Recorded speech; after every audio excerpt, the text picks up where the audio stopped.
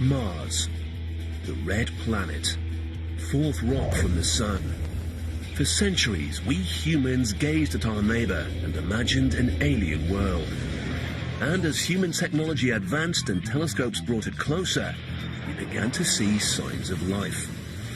As the 20th century began, mainstream credentialed astronomers were looking at Mars, thinking that they saw evidence for a society, a civilization on the red planet. We Earthlings braced for contact. If there was life on Mars, what form would it take? We set off into space to find out. But as we approached the red planet, we discovered a new mystery. All the elements needed for life were there, so what happened? Where did everybody go? Mars is almost Shakespearean, a beguiling world. It's tricking us every way. Is Mars dead or alive? Some people think the planet was home to an ancient civilization. There was at one time intelligent life on Mars, and they built something. But hard evidence continues to elude us. If there's life there, we'll find it. Across the globe, the race is on to make the greatest discovery of all. We're joined by skeptics and believers alike as we try to determine if there really is life on Mars.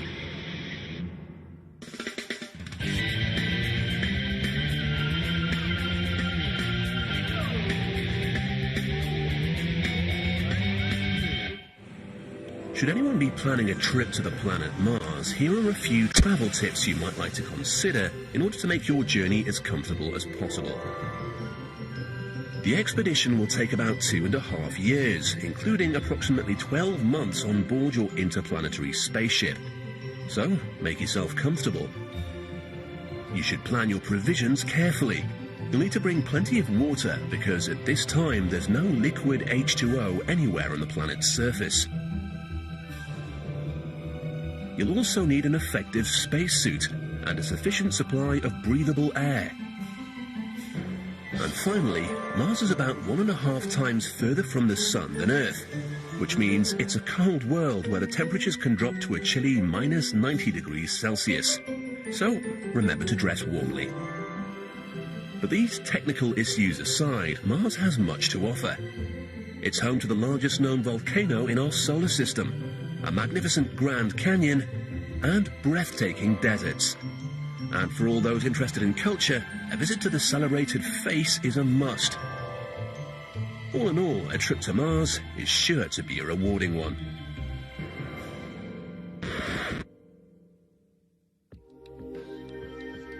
In fact, without ever stepping foot on Mars, we know a lot about this distant planet. But what we don't know is whether or not it contains life. When the first astronauts eventually do arrive on Mars, who or what will they find? Will aliens be there to greet them? Or will there be nothing at all? The question of whether there's life on Mars is a fundamental one, because it's synonymous with the question of whether or not we're alone in the universe. If we go to Mars and find evidence that there was life on Mars or is life on Mars, then we'd be able to say that in our own solar system, life appeared twice. I think that would be convincing evidence that the universe is full of life. Discovering life on Mars could also reveal a lot about our own existence. We have one kind of life adapted to one planet, even with all of its diversity. So looking at the way other planets may have given rise to a phenomenon that we would recognize as life can enable us to understand our own kind of life in a deep and fundamental way. The stakes are high in the game of life, and Mars may hold the key. If we're going to find proof of life on Mars, we're going to have to go to Mars to get it. But getting to Mars isn't easy. The Apollo astronauts took about 2 days to get to the Moon. A journey to Mars one way would take roughly 7 months. Mars takes about twice as long to orbit the Sun as the Earth, so a space mission would have to plan departure when the two planets are close. And the challenge of bringing a mission back is incalculable in its complexity. Just one of the reasons no manned mission has ever been attempted. But that's exactly what Dr. Robert Zubrin of the Mars Society wants to do. Zubrin is an astronautical engineer with 15 years' experience in the space industry. He's been planning a trip to Mars for the last 2 decades, and he's come up with a novel way to do it. If we want to go to Mars, we need to travel light, live off the land. What makes a Mars mission so prohibitively expensive is the amount of mass, mostly rocket propellant, that would have to be sent there and back. But Dr. Zubrin's plan is to take only enough supplies to get there, then make the rest on the planet itself. There's 3 things we want to make on Mars. First, most importantly, propellant. After that, water. And third, oxygen. We can make all 3 with this machine. Here's how it works. The Martian atmosphere is 95% carbon dioxide gas. We pump that into the reactor. We mix that with a little bit of hydrogen. You can make that reaction produce either methane or carbon monoxide or any mixture of the 2. And water. The methane and carbon monoxide mixtures can be used as rocket propellants for the return trip to Earth. The water, we could keep the water and drink it, or we could electrolyze it into hydrogen and oxygen. The oxygen that comes off, we could use as breathing oxygen, we could use as rocket-propelled oxygen. That's how the machine works. It makes your fuel, it makes your oxygen, it makes your water. That means there's enough room on the spaceship for food. It looks simple, and it's not just theory.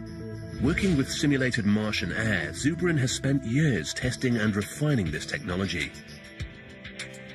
This is a subscale methane, carbon monoxide, oxygen rocket engine. It all works. It works great.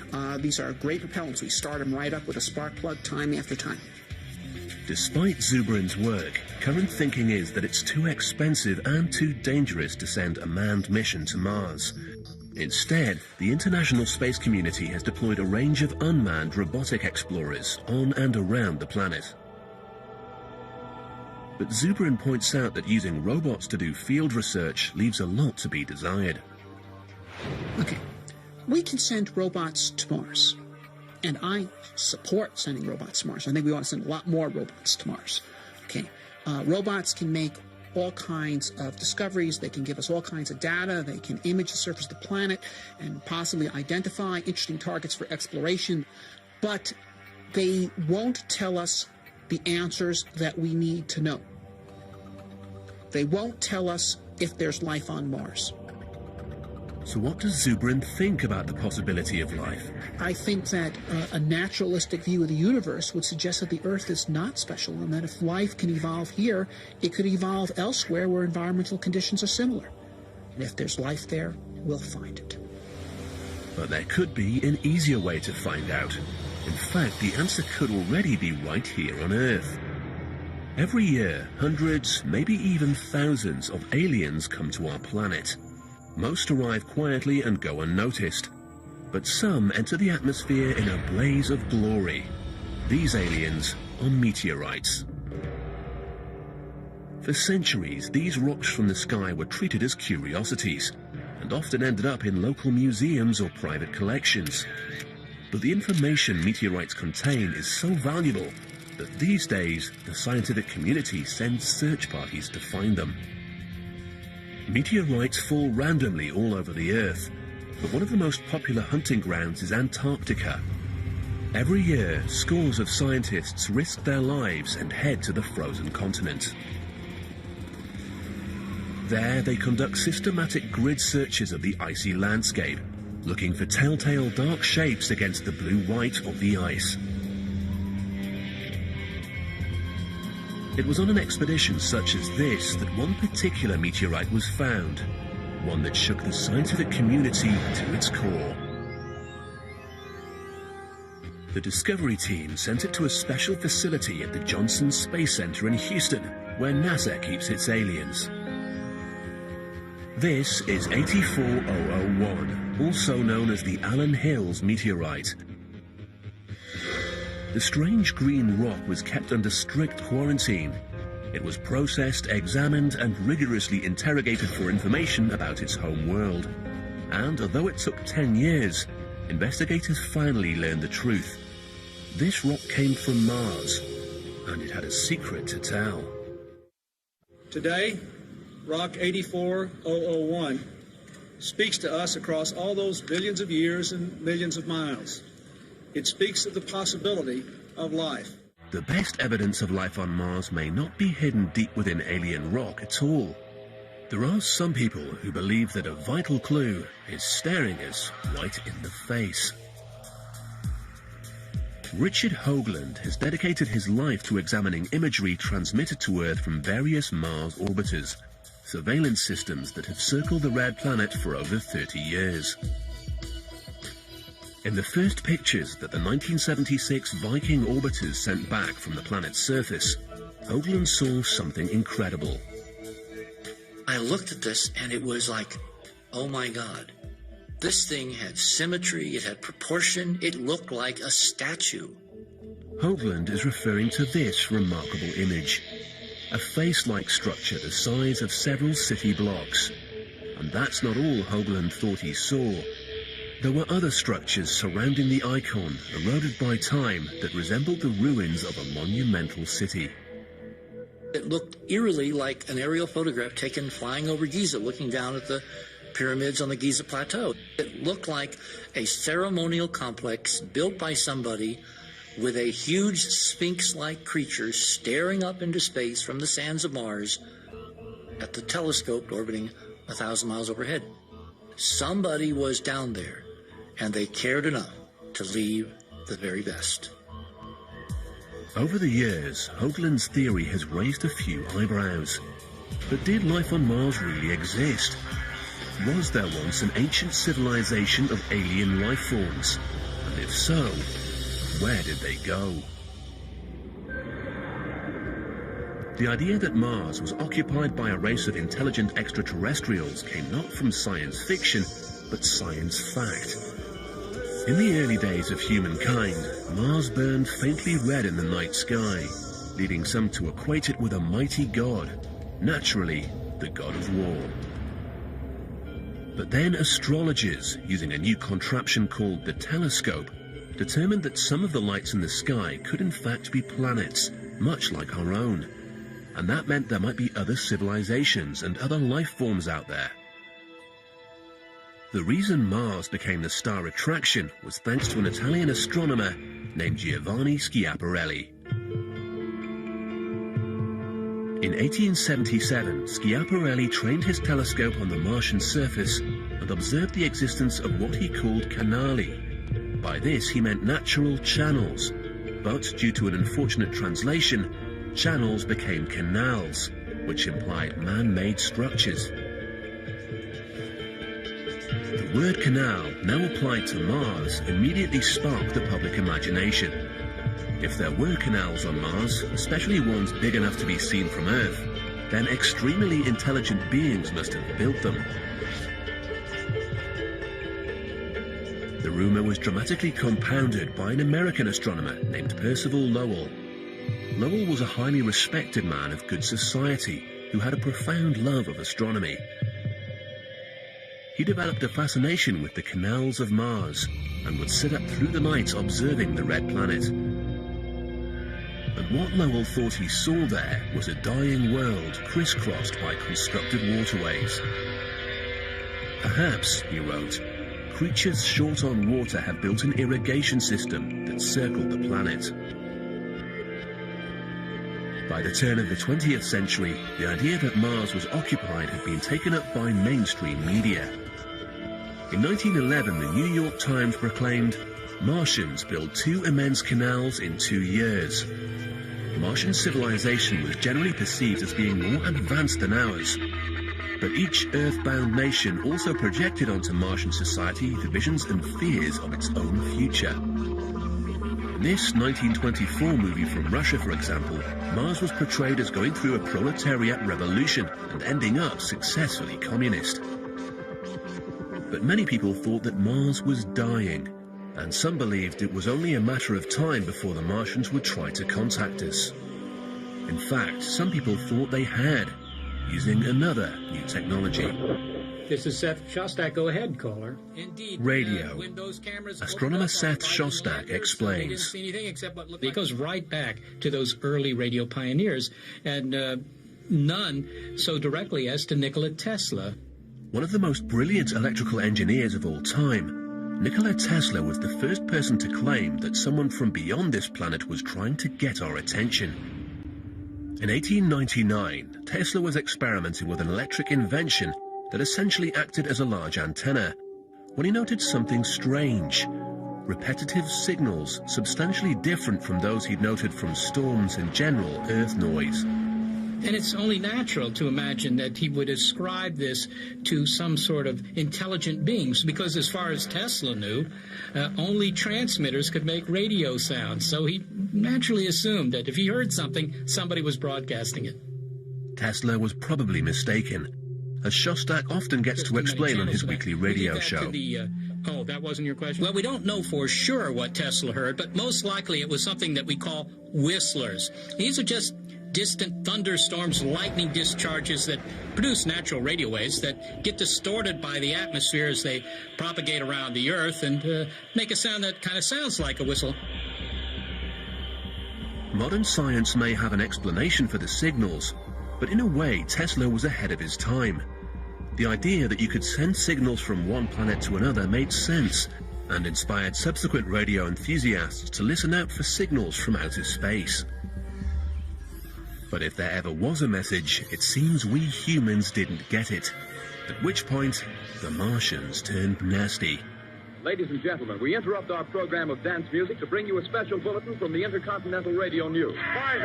In 1938, Mars attacked. In fact, it was an imaginative radio play based on the H.G. Wells book War of the Worlds. But many people believed it and thought that Earth was under imminent threat from aliens. And sure enough, Martians appeared from the skies and landed in our movie theaters. Although they came in a bewildering variety of shapes and sizes. They were armed with laser guns, vaporators, evaporators, death rays, and deadly kisses. They wanted gold, weapons, Earth women, and human blood. And they were very rarely friendly. The full-on, real flying saucers were being reported everywhere, from San Francisco to Timbuktu. And the phenomenon of alien abductions was born. The world, it seemed, was crazy about extraterrestrials. But this leap in popular imagination actually paved the way for mankind to take a scientific leap. By the early 1960s, both Russia and the United States had successfully sent men into space, and that much closer to the communists of Mars. In fact, they only got as far as the moon, and there were no aliens there. But the fact remained that if we could make such a trip, then extraterrestrial life capable of interplanetary flight was at least a possibility. With improvements in technology, we eventually sent a robotic scout to Mars. The landing was a success. The robot touched down, the camera turned on, and we finally got a good look at the red planet. It wasn't what we expected. How disappointing, after centuries of assumption that Mars was inhabited, that it had cities, it had canals, and the reality was that it was just this terrible, awful, dead-looking place. After years of speculation, it appeared that Mars was dead. But is this true? Mars may be unoccupied now, but if we're to believe Richard Hoagland, the planet once hosted a magnificent civilization. Hoagland is the principal investigator of the Enterprise mission, a loose collection of scientists, researchers, and Mars enthusiasts who've spent years trying to prove this extraordinary theory. As Hoagland explains, the rationale behind their belief is simple. If I had one catchphrase to describe the whole problem of convincing scientists that there is really an ancient civilization on Mars, it would be, it's the geometry. A case in point is the face-like structure. NASA claims it's a naturally occurring rock formation, but Hoagland thinks otherwise. If you actually look at proportions, where the mouth is, where the nose is, where the eyes are, they conform to commonly accepted statues and representations of human forms that go back literally thousands of years. He's also found what he believes to be a highly complex geometric relationship between various structures centered around the face. Hoagland claims that the layout of this region, named Cydonia, is similar to what we see in ancient ceremonial complexes on Earth. There are alignments, there's parallelisms, there's right-angle rectilinearity. They also appear to have a specific geometric relationship to the face, to another massive structure down here, to other structures. To prove his theory, Hoagland and his colleagues have applied a series of computer image analysis programs, looking for things that don't seem to match the surrounding landscape. The face and a couple of other structures register as anomalies, which he claims implies they're artificial constructions. This is the real image, and this is the fractal representation. And again, it's the signal strength is basically the brightness. Strictly speaking, a computer will simply find what you program it to look for. It can't determine whether or not an artifact is natural. But Hoagland claims there are some things we can see for ourselves. This pyramid, for example, appears to have a perfect tetrahedral form with an accurate apex and sharp angles. This unquestionably had to be made by someone, because nature does not produce this kind of structure.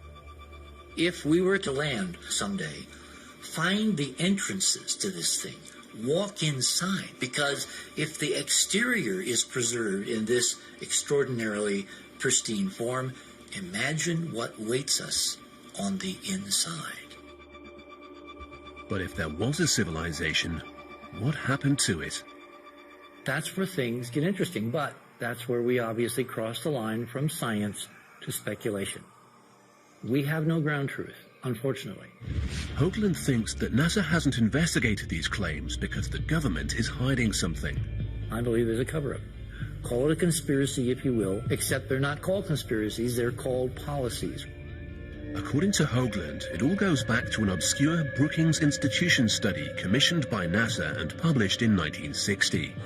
There is a section devoted to the implications of NASA's discovery of extraterrestrial life.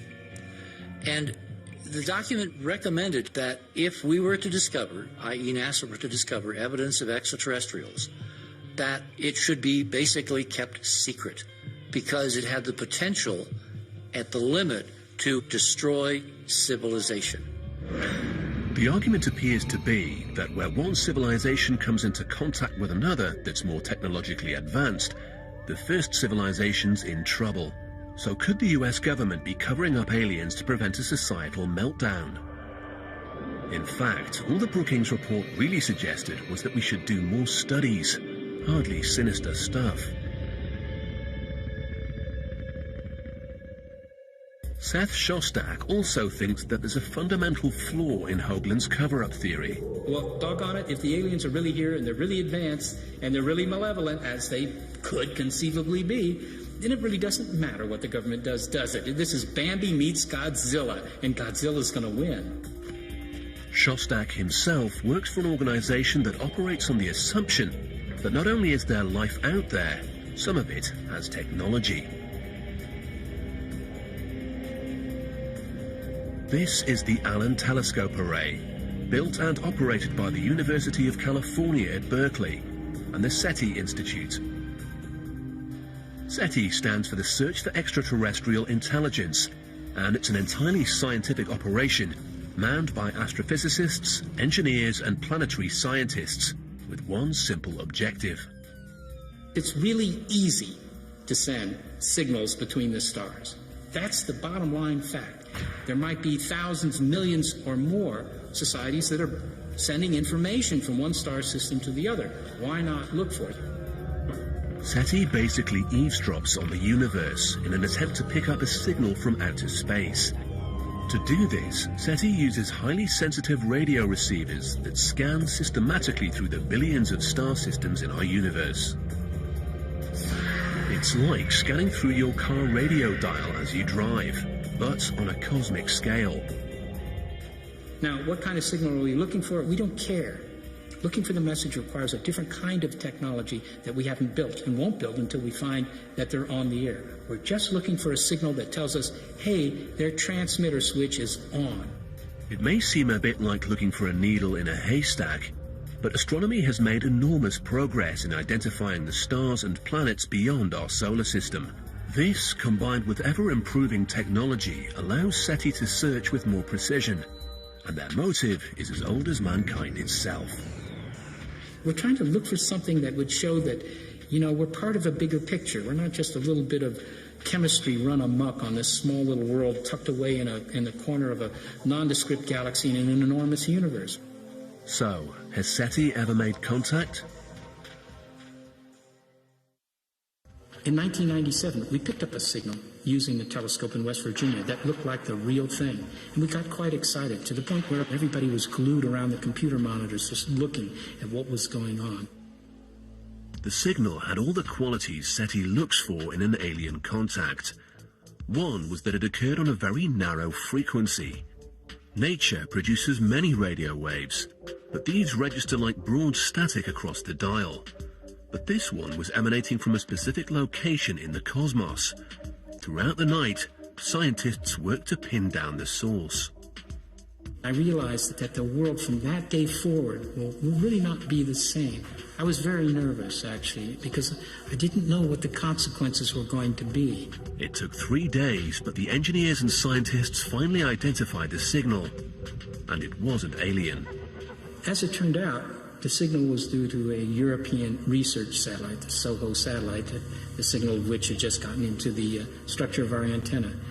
And that was a bit disappointing. To date, the industry experts, SETI, haven't found any evidence of extraterrestrial intelligence.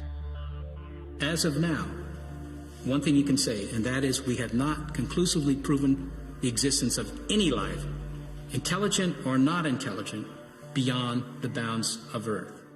So what does this mean for Mars? 30 years of remote observation so far appear to have done nothing but confirm that our nearest neighbor is dead. But the idea of life on Mars has begun to make a comeback, and it's all because of water.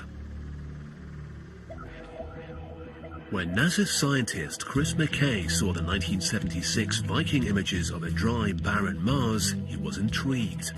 I remember the overwhelming impression I got was, the lights are on, but nobody's home.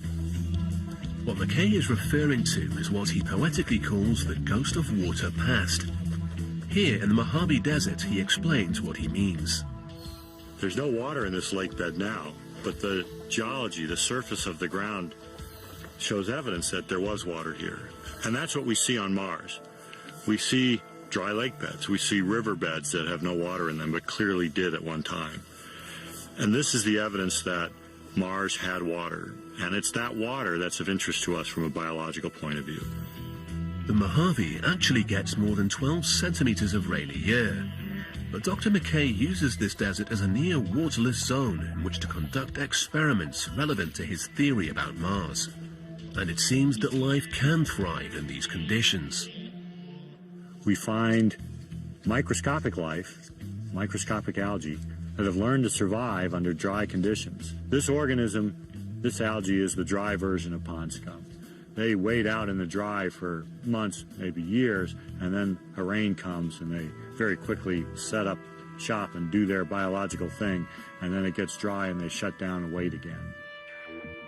Dr. McKay isn't claiming that Mars is populated by desert algae, but he thinks the odds are in favor of past life. If we were to imagine what would the last Martian have been like as Mars went from a fairly wet, Earth-like environment to the dry desert that it is today, it would have been probably an organism like this.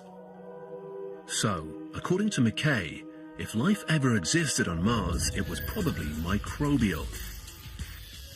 And microbes bring us full circle. Some scientists believe we've already found life on Mars because of some mysterious clues discovered in a Martian meteorite. Life on Mars may be less to do with little green men and more to do with little green rocks. The 1976 Viking mission to Mars was a triumph of modern space exploration. But one unexpected bonus was information that could be used to further study our alien visitors, the unidentified meteorites sitting in cold storage on Earth.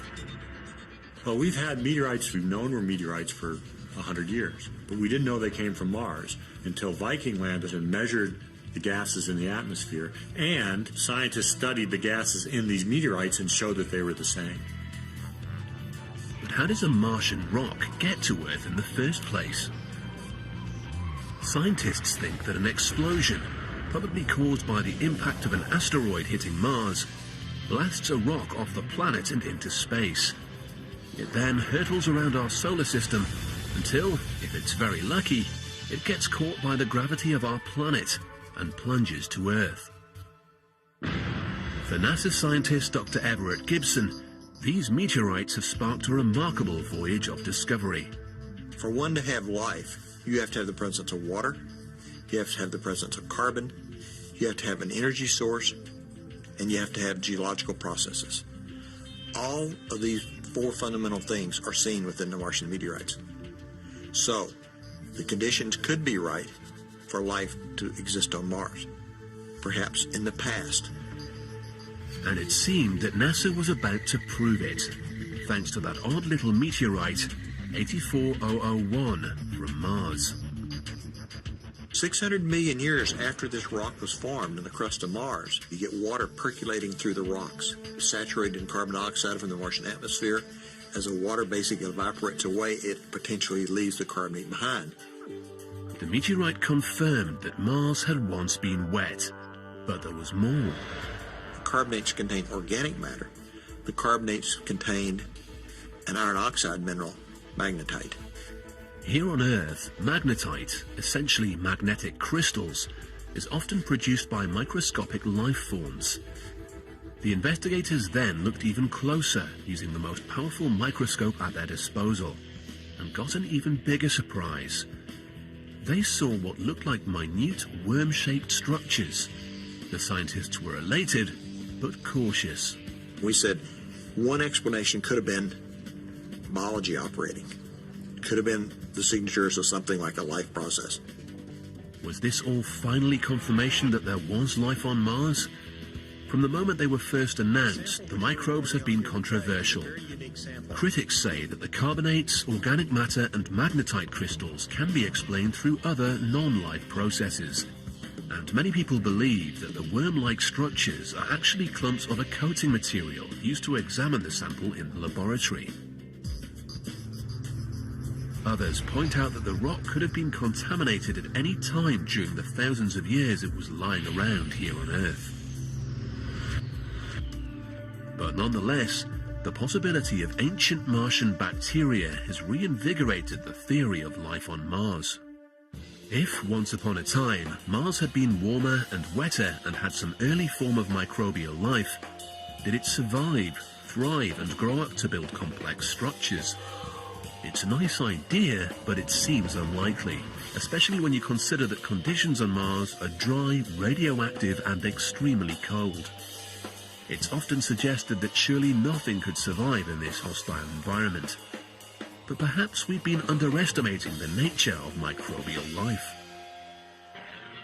Astrobiologist Penny Boston is searching for life on Mars by dropping deep into this heart of darkness.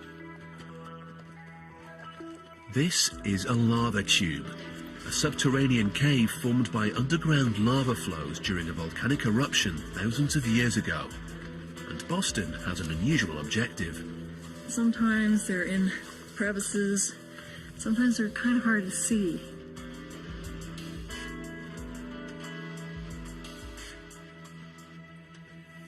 Ah, there's one. This is an extremophile. We're looking for what we astrobiologists call extremophiles in this environment, and that means that they're organisms that are living in very difficult conditions. In this particular case, these organisms are living in a very cold cave right around freezing. They are making their living without benefit of sunlight, and there's almost nothing to eat in this cave. In recent years, scientists have discovered tenacious microorganisms living in all forms of extreme environment. And if they can do it on Earth, why not on Mars? We think that Mars is covered with lava tubes. We believe that by looking at organisms that live in these extreme circumstances on Earth, we can learn a lot more on Mars, and that similar Martian organisms may be able to persist on Mars in places very similar to this lava tube. To find out, Dr. Boston has created her own little Mars environment biospheres. Essentially, she's exposing a range of microscopic Earth life forms to a variety of elements that can be expected on Mars.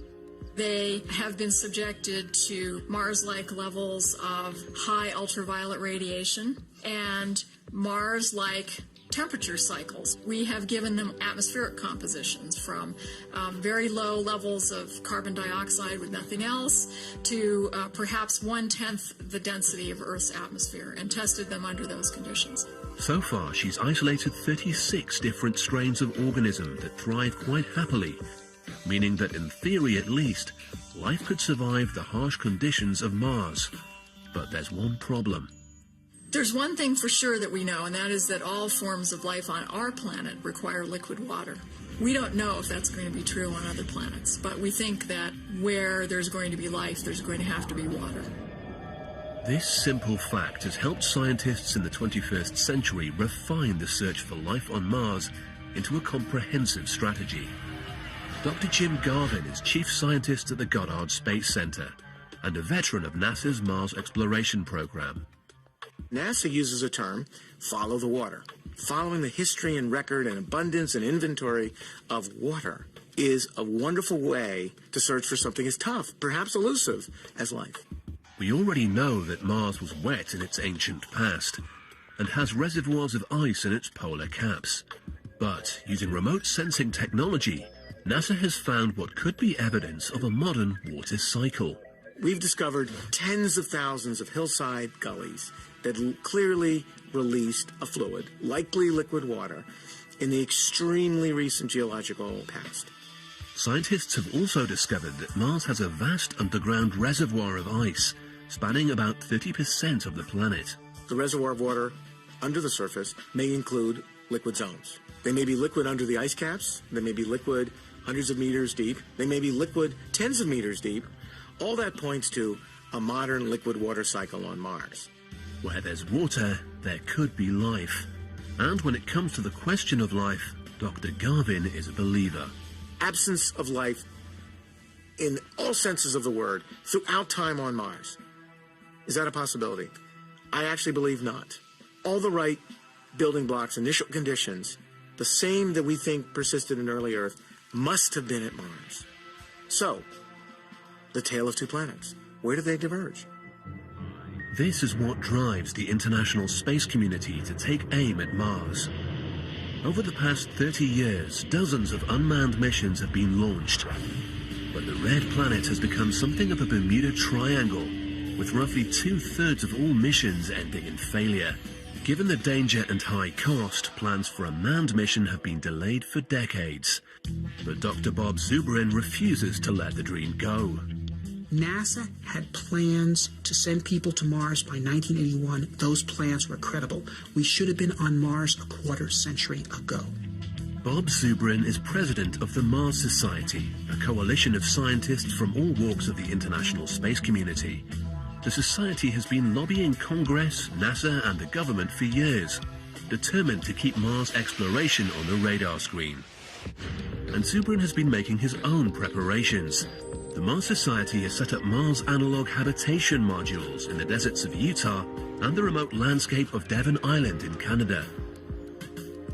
What we're doing at these stations are really what someone would call operations research. We're trying to find out what field tactics and techniques would be most usefully applied on Mars, what technologies would be most useful to the crew. Zubrin has more in mind than a quick trip across space. He plans to colonize the planet. We're going to Mars because Mars is the planet that has on it the resources needed to support life, and therefore potentially someday human civilization. For Zubrin, Mars is the new frontier. Whether or not there has been life on Mars, whether or not there is life on Mars, there will be life on Mars. And it will be us. There's still the mystery of the pyramids, the supposed signatures of an ancient Martian civilization. What if the beings that built the face are coming back? Could the enigmatic face in the hills of Cydonia really be a calling card from a lost civilization? Ironically enough, we might pick up some clues at the World Science Fiction Convention in Southern California. We're not here to look for Martian monument builders. Rather, we've come to meet astronomer Phil Plait. Plait's mission is to provide participants with a healthy dose of science fact. And today, he's taking on the face of Mars. Just so we're clear on this, it's a rock that looks like a face. And it's not even that good of a face. It looks like he's got, I don't know. Phil Plait is the creator of Bad Astronomy, a website and book dedicated to exposing what he calls pseudoscience. And he thinks the solution to this Martian riddle is simple. There's a trait called pareidolia, and it is the tendency to see faces in random patterns, and we see this all the time. But whatever the reason, Phil Plait thinks we can't always trust the evidence of our own eyes.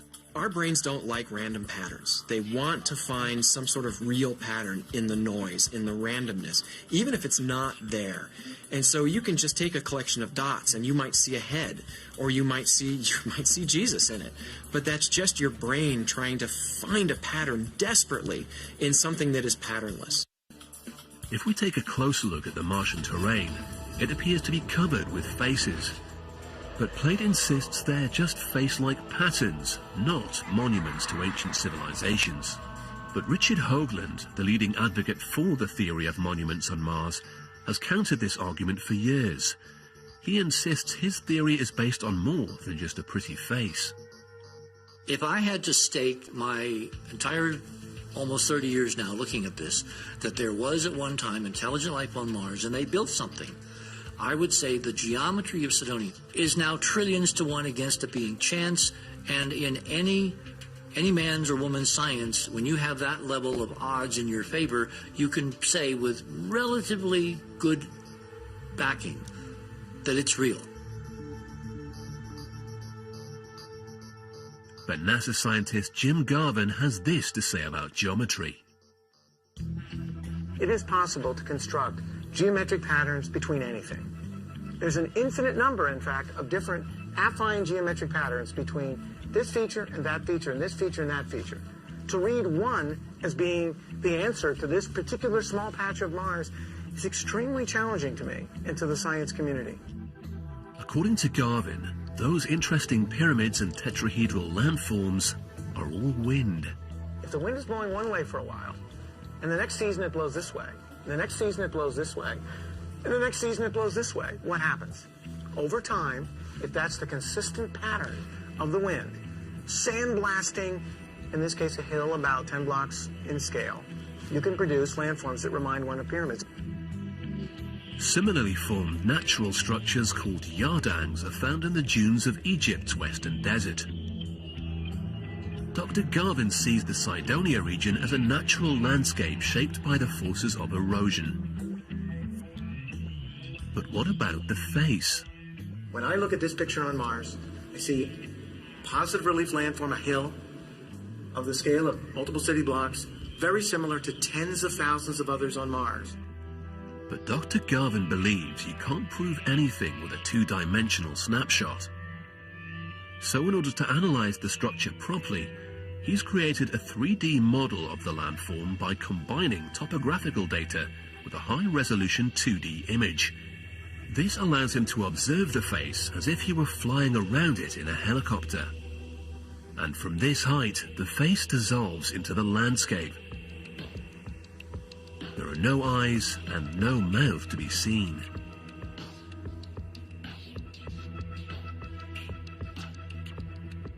There's a lot of different interesting ways to look at this feature.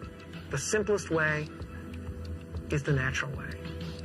And that's always worked well in science. Some people wonder why NASA doesn't just send one of its robots to investigate. But considering the enormous cost and the physical challenges of dropping a priceless asset such as a Mars rover, all targets need to be chosen with careful consideration on the basis of scientific priorities.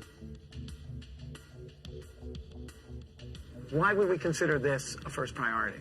And that's the question I leave you with. We're looking for our origins in the history of life in the universe.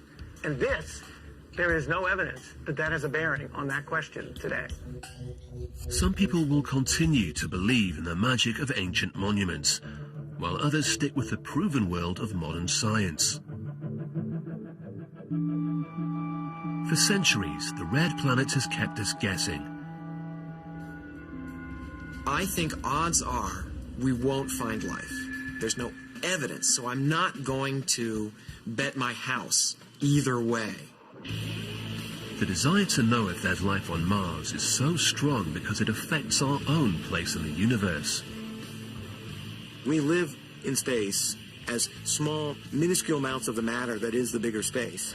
The more we understand the history of life in this solar system, in this universe, the more we understand our own life and our own destiny. It's been 30 years since a human last set foot in another world. If space exploration is to become a reality, not just of the past, but of our future, perhaps it's now time to set our sights on Mars. There's some moments in history where you have the capability of doing something important, and I think that this generation has the capability of finding out whether we're alone or not. It's something we all need to know. If we search the universe and we find no evidence of life, we should start taking seriously the possibility that life on Earth is unique, really unique, and that in a very real way, the contribution of Earth to the rest of the galaxy, to the rest of the universe, may be life itself. Perhaps even our worst Martian nightmare is better than finding out that we really are alone in the vastness of space. But if life does exist elsewhere in the universe, our best hope of finding it remains with the red planet, the remarkable neighbor that we call Mars.